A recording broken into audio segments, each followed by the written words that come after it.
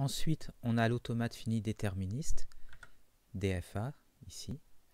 Donc c'est une structure. Alors la différence entre une structure et une classe, donc c'est pareil, à part que une structure par défaut tout est public et dans une classe par défaut tout est privé.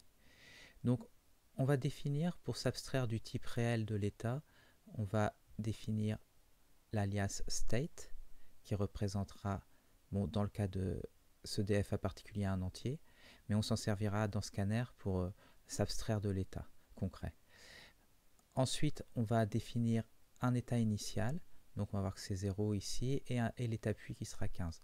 Alors juste pour vous montrer, l'automate que j'utilise, c'est celui qu'on avait vu dans la précédente vidéo. Donc j'ai juste renuméroté les états. Donc on voit qu'il y a l'état va de 0 à 14, et mon état, donc l'état initial c'est bien 0 ici, et on aura un état puis qui est implicite dans cette figure-là, mais qui sera l'état 15. Donc ici, on a notre matrice de transition, et si vous voyez, en colonne, on a les différents caractères, donc de notre langage joué, là, le LE, TRC, etc., jusqu'à la fin de fichier. Et ici, on va avoir tous les autres. Donc pour ne pas avoir à écrire tous les caractères ASCII ici, je vais compresser en utilisant ce tableau d'entier. Donc ici, en fait, ça va me faire une correspondance entre le code ASCII d'un caractère, donc c'est l'indice, ça sera l'indice ici, et l'index ici. Donc si on regarde le 21 là, c'est pour dire en fait que ça va dans Others. Donc Others ici, il est à l'indice 21. Donc ici on aura 20, 19, 18, etc. Donc si on regarde le premier qui n'est pas 21, donc qui va être géré, on a celui-ci. Donc qui correspond à 18, qui correspond à la tabulation. Donc quel est l'indice ici? Donc 0, 1, 2, 3 et 9. Donc on est à l'indice 9. Donc normalement, le code ASCII 9 devrait correspondre à la tabulation. Donc on va regarder si c'est le cas. Et ici, on peut voir, oui, que là, c'est bien la tabulation. Donc si on regarde maintenant, par exemple, celui juste d'à côté, donc qui est en 10, donc lui correspond à l'indice 19 ici, donc il correspond, ici on avait tout à l'heure 18, donc 19, etc. Donc ça devrait normalement correspondre au retour à la ligne. Donc ici c'était l'indice 9 tout à l'heure, donc là c'est l'indice 10. Est-ce que ça correspond bien? Donc le code ASCII numéro 10, c'est bien le retour à la ligne. Donc oui, cette table, vous pouvez l'obtenir donc juste en faisant man ASCII.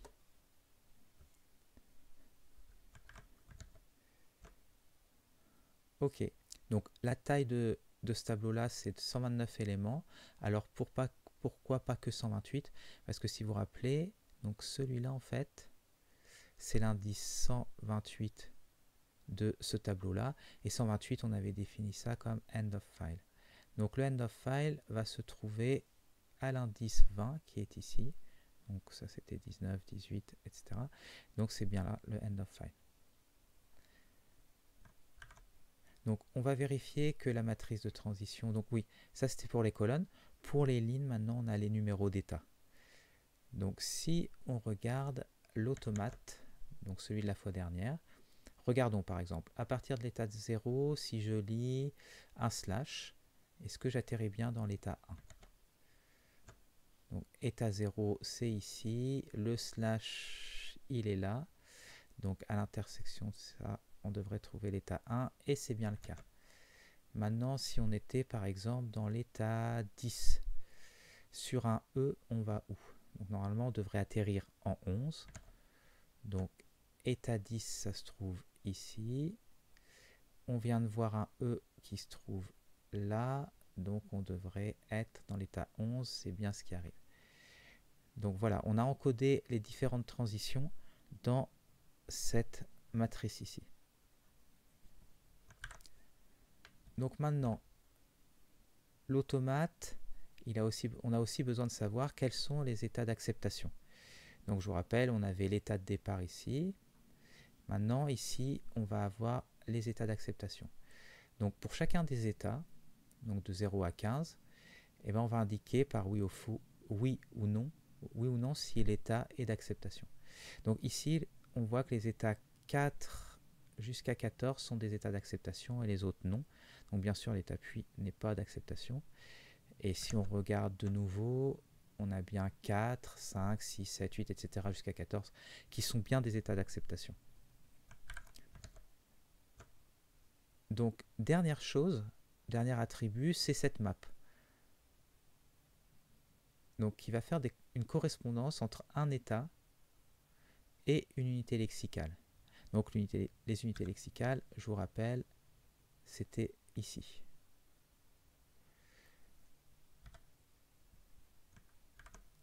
Donc cette table, donc pour un état terminal donné, donc ici on a forcément des états qui sont terminaux, elle va nous donner le token correspondant.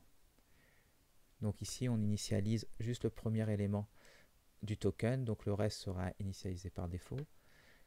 Et on voit que l'état 6 devrait normalement correspondre à l'entier, à l'unité lexicale entier. Et c'est bien ce qu'on obtient. On a par exemple en 12, on devrait avoir le mot-clé lettrec. Et 12 c'est là, donc c'est OK, c'est bien ça. Là ici, si vous vous rappelez, on a toutes ces transitions qui font le lettrec jusqu'à l'état 12. Donc c'est parfait. Et par contre, ce qu'on ne voit pas, c'est il y a certains états terminaux, par exemple 4, 5, en fait, ils n'apparaissent pas ici. Alors, en fait, ces états-là, c'est par exemple les blancs ou les commentaires, les choses qu'on ignore. Donc, on a bien reconnu en fait une unité lexicale, mais qu'on ignore. Donc, normalement, les états 4 et 5 devraient correspondre à ça. Donc, 4, oui, ce sont les commentaires. Donc, on va ignorer, même si on reconnaît. On sait qu'on a reconnu le lexème correspond bien aux commentaires, mais on n'a pas défini de token pour celui-là parce qu'on veut juste l'ignorer. Et 5, ce sont bien les blancs. Donc là, de la même manière, on va les ignorer. Donc voilà pour tous les attributs. Maintenant, donc, les fonctions qui suivent. Donc ça, c'est juste pour gérer les transitions. Et on utilise la matrice de transition. Donc on nous donne l'état courant ici, on nous donne le caractère sous la tête de lecture, et nous, on veut rendre le nouvel état. Donc on va utiliser notre matrice de transition, bien sûr. Ici, en ligne, on va mettre l'état. Et en colonne, alors on va faire un truc un peu spécial, mais en gros, on met le caractère. Alors, pourquoi en fait j'ai casté le caractère en unsigned? Alors, je vais vous montrer pourquoi. On va prendre un autre petit programme. Alors tout ça, en fait, si vous vous rappelez bien, à un moment, j'ai ce caractère spécial que j'ai défini comme end of file. Alors celui-là, en fait, peut me poser un problème pour indexer mon tableau. Donc je vais vous montrer ça. Donc vous pouvez essayer de réfléchir pourquoi je fais ce cast, pourquoi il est nécessaire ici. Ok, donc je vais vous montrer pourquoi. Donc si on prend ce petit programme qui s'appelle car. Donc ici, j'ai juste déclaré donc un tableau d'entier de 256 éléments. Ici, j'ai le caractère 128, donc ce qui correspondrait à notre end of file. Et là, je vais indexer mon tableau. Alors, j'utilise at parce que at va vérifier les bornes, voir si va vérifier que l'index qu'on lui passe ne dépasse pas les bornes du tableau. Ok, donc ce que je fais ici, par exemple, c'est juste après. Je vais d'abord faire ça. À vrai dire, je vous explique la suite juste après. Donc, on va compiler ça et on va voir ce que ça donne. Ok. Donc, vous avez peut-être déjà prévu ce que ça va donner. Alors, ça se passe pas bien. Il nous dit Alors, on a dépassé les bornes autorisées, donc on est en dehors, et on nous a donné un nombre énorme. On lui a donné ce nombre-là. Bon, ça n'a pas l'air d'être 128. Donc voilà, là il y a un problème. Même si on avait l'impression de ne pas dépasser la taille du tableau avec 128, vu que notre tableau il contenait 256 éléments, ben non, là on a un problème. Donc si on regarde, je vais mettre en commentaire cette ligne-là pour ne pas dépasser les bornes, et on va mettre C dans un entier. Et je vais afficher ici en hexadécimal sa valeur. Donc ici, on va voir sa valeur en hexa. Ensuite, ce que je vais faire, c'est que je vais faire la même chose, mais en utilisant, comme dans le programme, un cast. Donc caster uint8, ça va être un octet non signé. Maintenant, on va voir là encore en hexadécimal ce que ça donne. Donc on va recompiler le programme, l'exécuter. Et là, on voit que le premier, ça nous donne en hexadécimal, en fait, il y a plein de 1 qui ont été mis au début. Là. Et que l'autre, non. C'est bien resté, en fait, 128. Mais là, c'est pas 128. Donc, qu'est-ce qui s'est passé, en fait? Donc là, pour cet exemple particulier, 128, c'est quoi? C'est sur un octet, ça va être ça. Donc ça, c'est 128. Maintenant, vu que je veux passer ici sur un entier, il va falloir que j'ajoute 3 autres octets. Et là, ce qu'il va faire, il va étendre en fait le signe. Donc là, il va mettre des 1 partout. Alors ça, c'est intéressant normalement de faire ça parce que si ça, c'est signé, et donc ça, en fait, c'est un nombre négatif, en complément à 2, quand il y a un 1 sur le bit de poids fort, c'est négatif, et bien ça, en mettant que des 1 ici, ça ne va pas changer le nombre. Donc ça restera toujours le même nombre, même si on est passé en plus grand sur un entier. Donc c'est pratique d'étendre le signe. Mais maintenant, si je fais ça, imaginons, je vais mettre qu'ici, bon, on va mettre un long non signé, un long unsigned. Donc on va mettre unsigned long.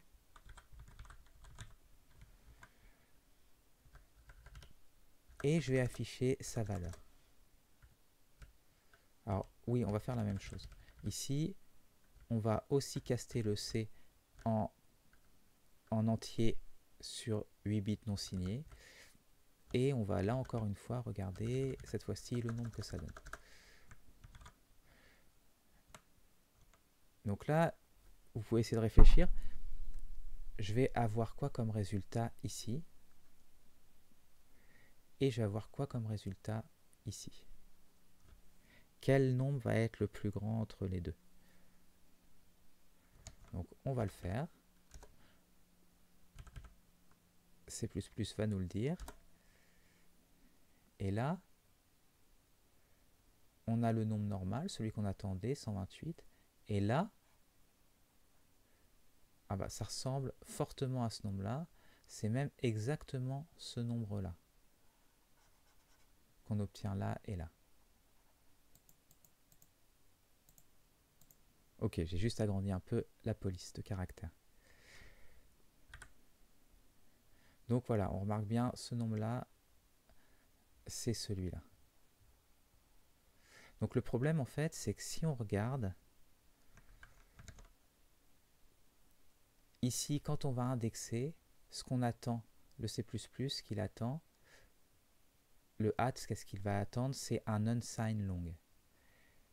Donc nous, on va lui passer un caractère qui va être un entier signé, et il va y avoir la même conversion que ce que je viens de faire ici qui va se passer.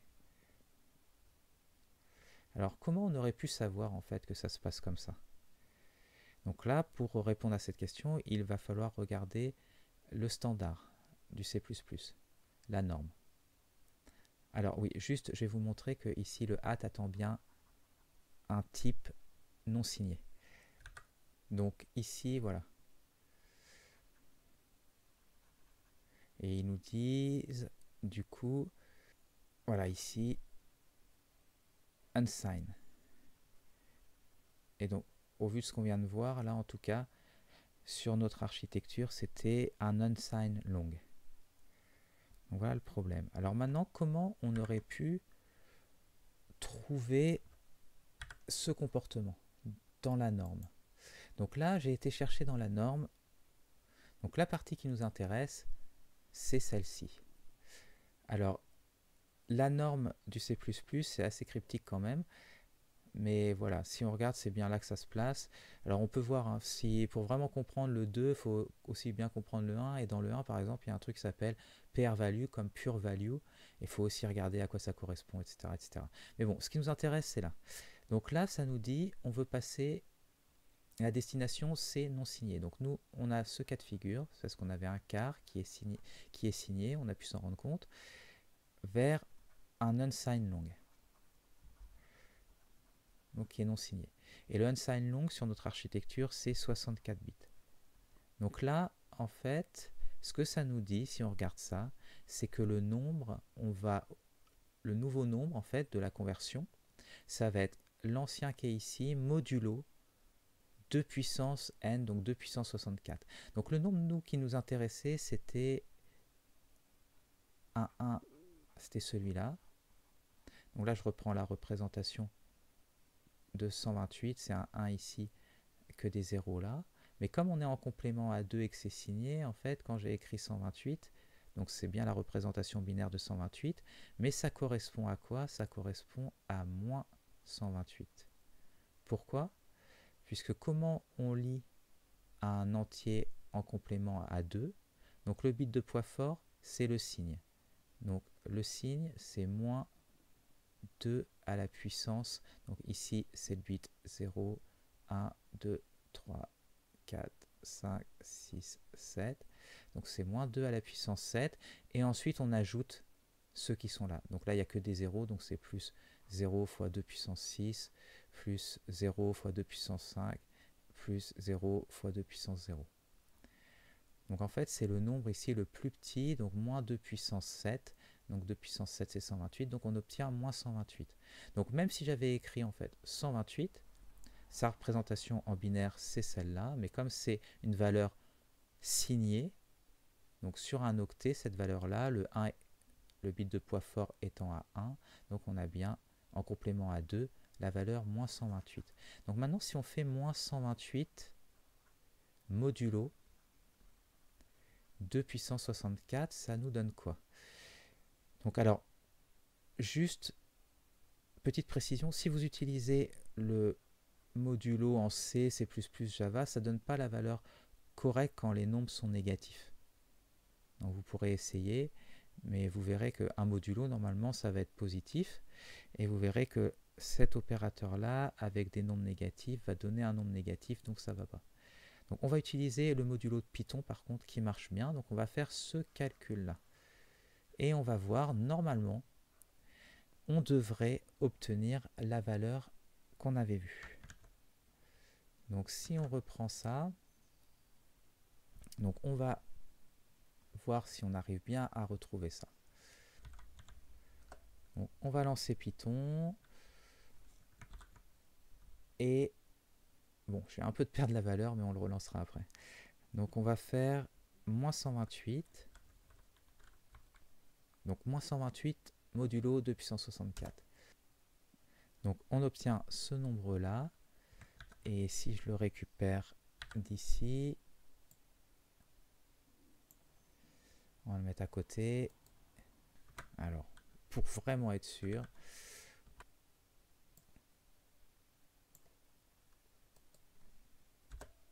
ok, il n'y a pas de doute, c'est bien ça. Alors, juste une petite précision. Si on regarde ici, 128, c'est un 1, 0, 0, 0, comme on a vu tout à l'heure. Mais ça, c'est si sur 8 bits, si c'est non signé. Maintenant, si c'est signé comme ici, c'est ça en complément à 2, c'est pas 128, mais c'est quoi? Donc en complément à 2, ce serait moins 2 puissance 7, donc moins 128. Maintenant, en complément à 2, le max qu'on puisse mettre, c'est ça, sur 8 bits. La valeur positive la plus grande.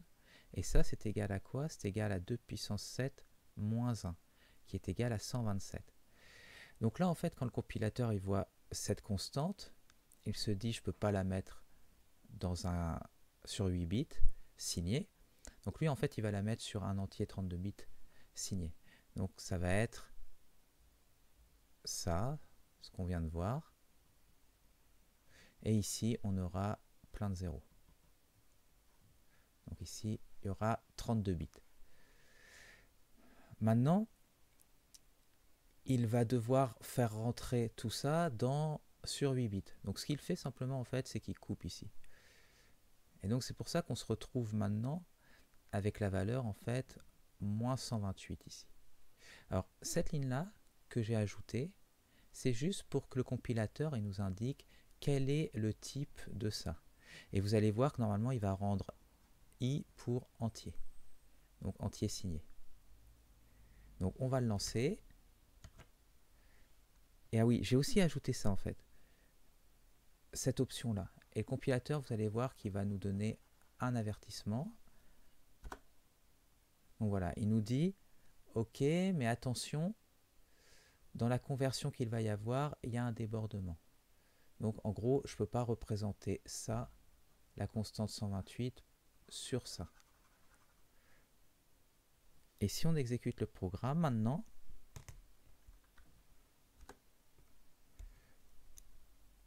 donc on obtient bien ici l'indication que c'est un entier. Ok, donc tout ça pour vous dire pourquoi j'ai fait ici cette conversion, donc castée en unsigned et pas rester en signé. Comme ça m'évite tous ces problèmes. Puisque maintenant, la valeur va être la bonne quand on va passer de ce caractère qui était sur 8 bits vers l'unsigned long. Donc ensuite ici, c'est juste pour savoir si l'état S est d'acceptation. Donc là, on regarde juste dans ce vecteur. Ignore, c'est pour savoir en fait si je suis dans un état terminal, est-ce qu'il y a un token à renvoyer ou j'ignore. Donc c'est assez simple en fait. Ce qu'on fait, c'est juste regarder est-ce que c'est présent dans la map. Donc count, ça va compter le nombre d'éléments dont la clé est S. Donc là, dans une map, en fait, on peut en avoir 1 ou 0. Et on rend si c'est égal à 0, ça veut dire que on est dans un état terminal, nous sommes dans un état terminal, mais ce n'était pas un état où il fallait renvoyer une unité lexicale, donc on l'ignore. Maintenant, le getToken, maintenant, qu'est-ce qu'il fait? Je lui donne un état, je lui dis le lexem donc qui vient d'être reconnu. Je lui donne aussi la position de début et la position de fin, et ça va juste construire le token. Donc le token, déjà, on récupère grâce à la map, donc en fonction de l'état dans lequel on est, le token, mais qui n'a pas été complètement, qui n'a pas été complètement initialisé, puisqu'on ne connaissait pas encore le lexem ni les informations de position. Donc déjà dans le token, on rajoute les informations de position, le début et la fin en fonction des paramètres. Et ensuite, on va faire un petit switch sur le type du token. Donc si on voit que c'est un entier, on va transformer la chaîne de caractères en un entier et on va mettre à jour l'attribut. Donc l'attribut qui est de type variante va contenir cette fois-ci un entier. Si jamais c'est une fin de fichier, dans l'attribut, on va mettre la chaîne de caractères end of file. Et que ce soit un identifiant, le mot-clé let, le mot-clé letrec, on met directement le lexem puisque c'est bien la chaîne de caractères correspondante. Et ensuite, on rend juste le token. Donc, on a vu notre automate fini déterministe entièrement maintenant. Donc, il ne nous reste plus qu'à regarder maintenant l'analyseur lexical, scanner. donc qui va se servir de l'automate et du buffer. Donc c'est un template en fait, ici ça nous permet de nous abstraire de l'automate fini déterministe. Et tant que cet automate fini déterministe contient bien par exemple un initial state, un sync state, les fonctions qu'on vient de voir comme transition, isAccepting, ben ça sera OK. Donc ici, donc la seule méthode, bon, il y a le constructeur qui permet de construire à partir d'un DFA et d'un buffer, et ensuite la deuxième méthode, c'est le next. Et next, qu'est-ce qu'il va faire? C'est juste nous renvoyer la prochaine unité lexicale que l'on a rencontrée dans le lexbuff. Donc la première ligne ici, c'est juste pour déclarer notre état courant. Donc ça c'est la notation là en C++, type name DFA state, pour récupérer le type donc concret du DFA. Donc on s'est abstrait en fait du type concret grâce justement au state qu'on avait défini, c'était ici. Donc là on l'utilise pour définir l'état courant. Ensuite ici c'est le dernier état final que l'on a rencontré. Donc je vous rappelle, on essaie de faire le plus long match. Donc si on a rencontré un état terminal, ben, on le mémorise mais on continue pour essayer d'en rencontrer un autre qui aura consommé plus de caractères. Donc au début on l'initialise à l'état puis, donc puisqu'on n'a encore rien rencontré. Start position, c'est pour mettre le début de... Donc si on regarde ici, start position, c'est ici. Donc c'est juste pour mettre le début du lexème à la position courante. Donc ensuite, on va faire une boucle jusqu'à avoir reconnu l'unité lexicale. Donc première chose à faire, c'est de lire le caractère courant à partir du buffer. Alors ici pour débugger. Alors ensuite, si le caractère c'est un retour à la ligne, eh ben, on va incrémenter dans le buffer la position courante pour dire qu'on a passé une ligne. Donc ça c'est le new line qui se trouve ici. Et vous voyez, on incrémente bien dans la position courante le nombre de lignes. Ensuite, ici, on va faire une transition. Donc, on a lu le caractère, on est dans l'état courant, c'est state, et donc on regarde le nouvel état.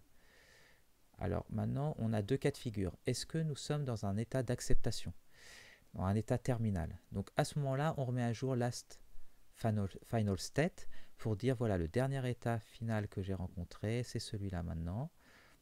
Je sauvegarde la position pour dire, ici, vous voyez, la dernière position qui correspondait à un lexème valide, eh ben, je la mets à jour. Donc avec ça. Maintenant, dans l'autre cas de figure, on n'a pas rencontré d'état terminal. Si jamais, par contre, nous sommes dans l'état puis, ça veut dire qu'on ne peut pas continuer. Genre, on aurait été, par exemple, ici, on était dans l'état 6, donc on continuait de voir des nombres, des nombres, des nombres. 1, 2, 3, 4. Et là, ici, par exemple, c'est un début de commentaire. Donc là, il n'y aurait pas de slash, et donc on va atterrir dans l'état 15, qui est notre état puis. Donc à ce moment-là, ça veut dire qu'il y a deux choses. Soit on avait déjà rencontré un état terminal, et à ce moment-là, c'est bon, on a une unité lexicale. Soit, ben non, en fait, on n'en a jamais encore rencontré, et là, il y a une erreur lexicale. Donc c'est ce qu'on fait ici pour l'erreur lexicale. Je regarde, est-ce que le dernier état que j'ai rencontré, ben, c'était l'état puis, ce qu'on avait initialisé, vous rappelez, ici. Si c'est le cas, ça veut dire ben, il y a une erreur puisque je n'ai pas réussi à rencontrer d'unité lexicale. Donc, je lance une exception. Sinon, je dis OK. Donc, l'état, c'est maintenant, je le mets au dernier état final que j'avais rencontré. Alors, ensuite, bon, en fait, j'aurais pu travailler entièrement sur last final state, mais bon, pourquoi pas. Donc ici, ensuite, je dis au buffer de justement revenir en arrière à la dernière position qui était valide, puisque on a potentiellement comme on essayait de faire le plus long match, on a peut-être été trop loin, du coup sans rencontrer d'état terminal. Donc on revient en arrière et le back to last position c'est ici. Ça nous remet juste la position courante et ben on la remet à jour en fonction du last post. Donc on va reculer et ensuite on regarde. Donc là je sais en fait que j'ai bien reconnu un token parce que sinon j'aurais été dans ce cas de figure. Et je regarde, est-ce qu'il faut l'ignorer en fait, cet état terminal, est-ce qu'il doit être ignoré, par exemple si ce sont les commentaires ou les espaces. Donc si jamais c'est ignoré, je retourne quoi? Ben next en fait, je fais un appel récursif sur du coup next pour aller, c'est ma façon en fait d'ignorer les espaces et les commentaires puisque je recherche la prochaine unité lexicale. Sinon, si c'est pas un état ignoré, et ben je rends quoi? Je vais rendre l'unité lexicale qui correspond à l'état ici, et je lui donne grâce au buffer les informations, quel était le lexème qu'on a rencontré, et les informations de position sur la position de départ du lexème, et la position qui est un cran plus loin que la fin du lexème, que le dernier caractère du lexème. Donc voilà, là on a fait le tour, on a notre petit scanner, notre petit lexeur en C++. Donc là, dernière chose qui nous reste à voir, c'est le main. Le main, par défaut, je dis que c'est l'entrée standard, le stream du buffer. Si je vois que j'ai un paramètre, je vais supposer que c'est un nom de fichier, donc je vais remettre cette fois-ci le stream pour un fichier. Donc le fichier que je récupère, c'est le paramètre qu'on m'aura donné. Donc c'est un flow, je vais le lire en entrée, le fichier. Je crée ensuite mon scanner qui fait le lien entre les deux, donc avec un nouvel automate fini déterministe, et mon buffer que je viens de créer. Et là, une petite boucle infinie qui sortira si, soit s'il y a une exception, donc que j'aurai une erreur lexicale, soit que je rencontre la fin de fichier. Et donc à chaque fois, je fais le scanner next pour récupérer le token, je l'affiche, et on continue, sauf si on avait rencontré la fin de fichier. Donc voilà, on a fait le tour. Alors, je voudrais juste détailler un tout petit truc. J'en ai parlé au début.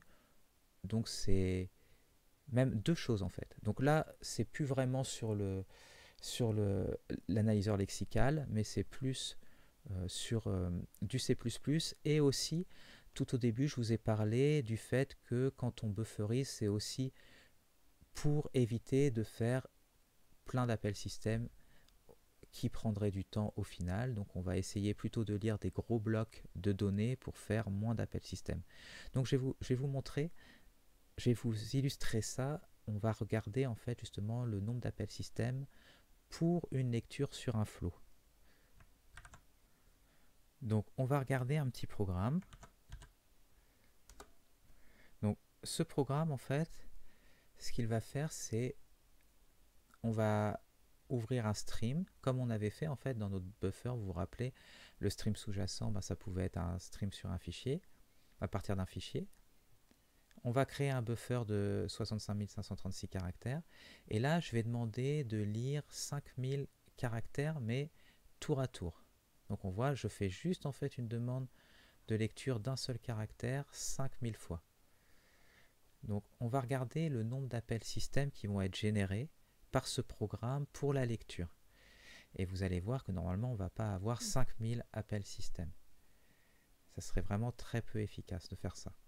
Donc on va voir en fait que le stream, il va bufferiser pour éviter de faire trop d'appels système. Donc il va faire en fait, normalement, une lecture d'un bloc plus important que ce que je lui demande, donc pas seulement un, et il va du coup conserver les caractères suivants que je n'ai pas encore demandé pour les lectures éventuelles suivantes. Donc si on regarde ce que ça donne. Donc on va compiler donc, notre buffer. Et pour voir les appels système, on va utiliser strass Et on va lui donner... Ah oui, alors il faudrait peut-être que je lui donne un fichier en entrée. Donc on va en créer un qui soit assez gros, tiens. Donc j'ai utilisé la commande dd. Donc avec cette commande-là, ce que je vais faire, c'est créer le fichier test. Donc il va contenir, donc ici, 100 000 octets, puisque je fais une seule fois 100 000. Donc là, si j'avais mis 10 par exemple, ça ferait 10 fois ce nombre-là.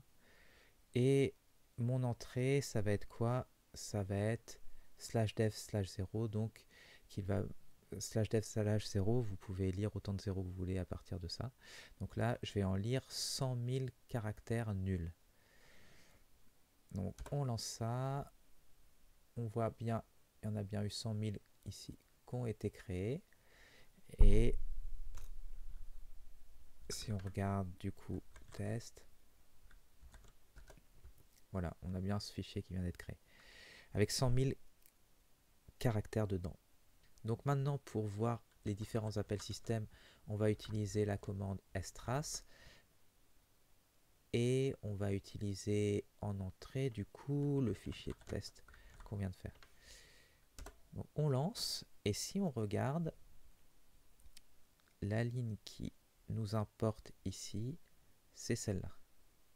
Donc on voit, on a ouvert notre fichier texte ici en lecture. Donc le descripteur de fichier qui nous est rendu, c'est 3. Et l'appel système va lire à partir de ce descripteur de fichier combien. Il va demander un bloc de donc 8191 caractères. Et on voit qu'il n'y en a pas plus qui ont été demandés. Donc on n'a pas eu 5000 fois 5000 reads qui ont été faits. Donc on voit bien que le stream, il a fait du bon boulot en bufferisant, en faisant qu'un appel système au lieu des 5000. Alors on pourrait faire plus important ici si je lui demande de lire plus.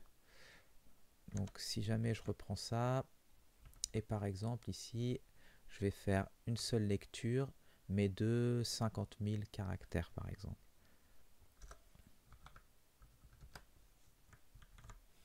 Ok, donc si on recommence, donc, on voit cette fois-ci, il a vu que j'ai demandé plus que ces 8000 et quelques, et du coup là il a fait une demande de 50 000. Donc là encore une fois, un seul appel système pour lire toutes ces données. Ok, donc c'est vrai que nous on avait créé nos LexBuff aussi, comme je vous avais dit, je vous rappelle, parce qu'on doit pouvoir revenir en arrière d'autant de caractères que l'on veut. Ça dépend de la taille de nos lexem en fait. Alors, dernière chose que je voulais vous montrer aussi, en rapport avec le C++ cette fois-ci, c'est donc dans notre programme, à un moment, je vous ai dit, je vous en reparlerai à la fin pour ceux que ça intéresse, on avait voilà cette chose-là ici. J'ai delete le constructeur par recopie, la copie, le constructeur par déplacement et la copie par déplacement. Alors pourquoi j'ai fait ça? Alors en fait ici j'ai un pointeur, un attribut, le stream, et je veux pas en fait qu'il soit copié, je veux pas qu'il soit partagé. Je voudrais pas que l'adresse soit partagée entre deux LexBuff. Donc par défaut en fait le problème c'est que ces opérateurs vont pas avoir le comportement que je veux. Donc si je les écris pas en fait, il va en mettre par défaut et ça va juste copier le pointeur en fait. Donc là en mettant le delete, j'instruis bien le compilateur de dire bah non, je ne veux pas ces opérateurs. Alors si on prend un petit exemple, si je prends delete ici, donc là juste pour illustrer, j'ai fait une structure pointeur, donc qui contient juste un pointeur sur un entier, que j'initialise à 0, enfin à nul PTR. Et dans le main, eh ben, je vais créer d'abord une première structure pointeur avec l'adresse de cet entier-là. Et ensuite, je vais afficher en fait l'adresse, la valeur du pointeur, donc en hexadécimal. Donc là, je vais faire appel au constructeur par recopie. Ici, à l'opérateur égal. Ici, on va faire appel au constructeur par déplacement et à la copie par déplacement. Donc on va voir que si je laisse comme ça, en fait, il va mettre les différents opérateurs par défaut et ça ne va pas faire ce que je veux.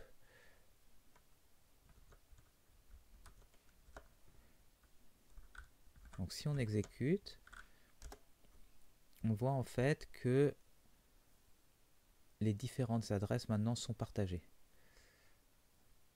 Et ça, je veux pas avec mon LexBuff que le stream soit partagé.